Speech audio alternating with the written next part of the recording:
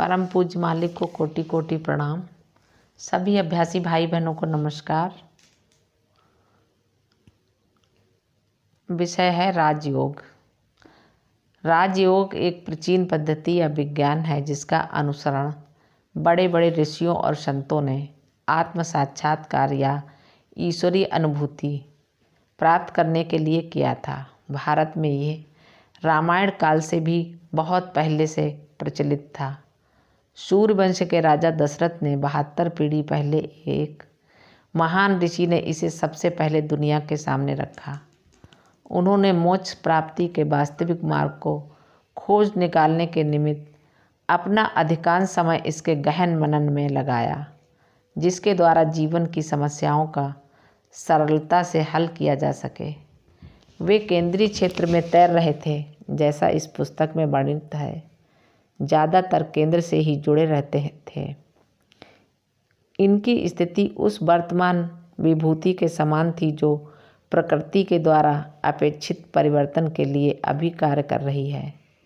दीर्घकाल तक इस विषय पर मनन करने के बाद उस महर्षि ने अंत में उस प्रणाली को खोज निकाला जो आखिरकार विकसित होकर राजयोग के नाम से जानी गई। जब वे केंद्र के निकट सानिध्य में थे, उन्होंने संसार की वास्तविकता का, उसके कारण का या अस्तित्व की शक्ति का पता लगा लिया।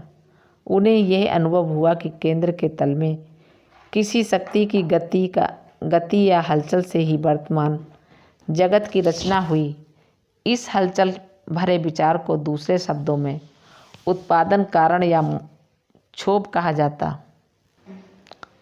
अंत में वे इस निष्कर्ष पर पहुँचे कि यह उस शक्ति का परिणाम है जो मनुष्य की विचार शक्ति के समान है या इसके अनुरूप है। सहज ही उन्होंने अनुमान लगाया कि विचार ऐसे परिणाम ला सकता है और उसकी शक्ति असीमित है। तब उन्होंने इस विचार शक्ति से जो हमारे भाग्य में आ पड़ी कार्य लिया और उसी के माध्यम से प्रशिक्षण देना आरंभ किया।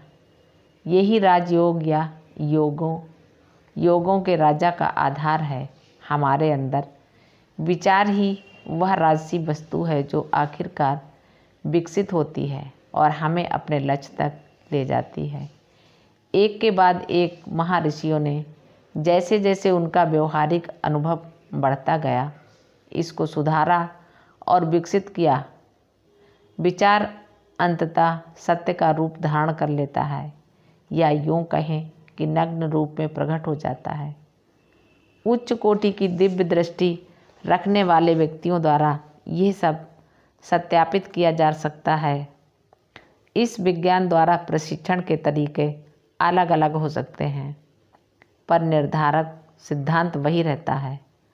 इस शक्ति या बल के सहारे हम ईश्वर से संबंध जोड़ लेते हैं।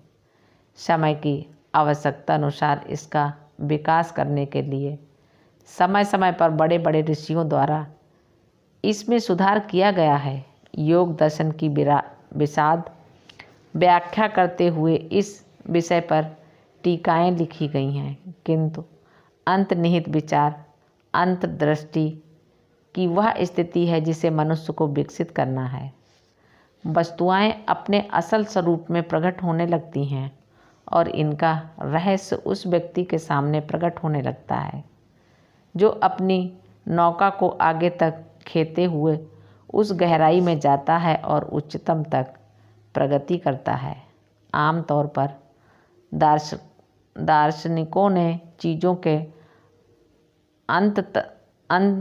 अंतरतम सार तक पहुँचने के लिए तर्क द्वारा प्रयास किया है, ना कि दिव्य दृष्टि द्वारा।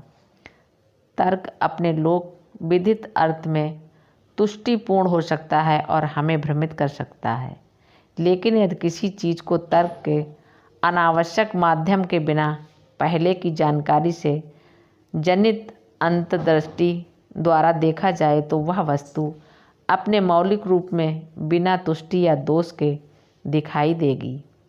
चीज़ें इतनी बदल चुकी हैं कि विशेष स्तरों पर उनका वर्णन करना कठिन है।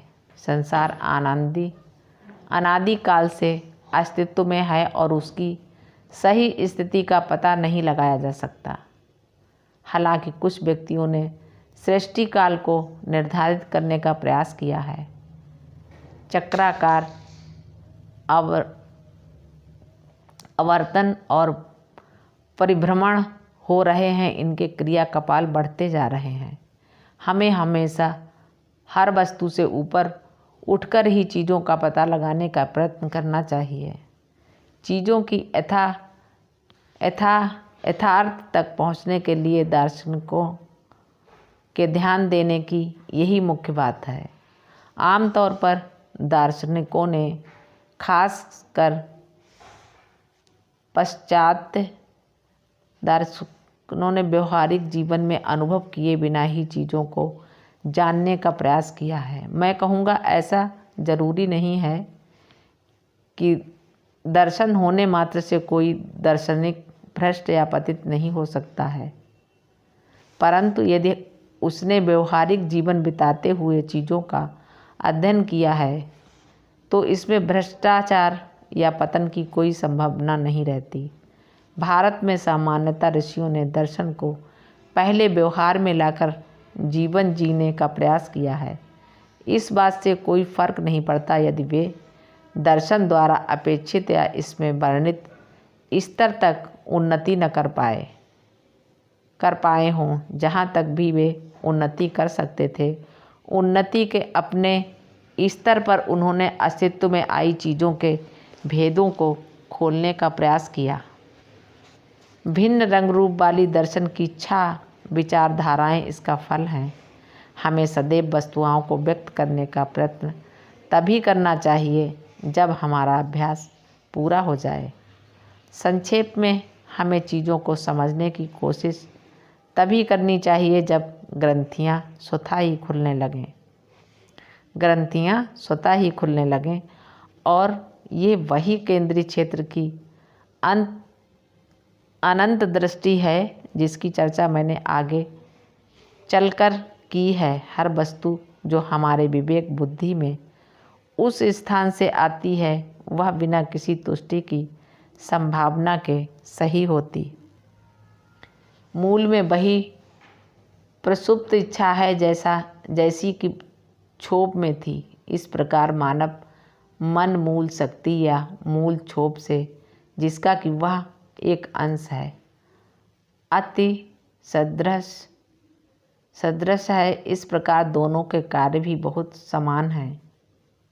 दर्शन वह शास्त्र है जो तर्क पर नहीं, जैसा कि अधिकांश दार्शनिक मानते हैं, बल्कि अंत प्रेरणा पर आधारित है। इसका आरंभ संशय से नहीं वरन विस्मय से होता है। इसीलिए चीज़ों के तथ्य पर पहुंचने के लिए व्यवहारिकता का जीवन बिताना और उसमें वर्णित सभी अनुभवों का होना आवश्यक है। मालिक को प्रणाम। सभी अभ्यासी भाई बहनों को नमस्कार। धन्यवाद।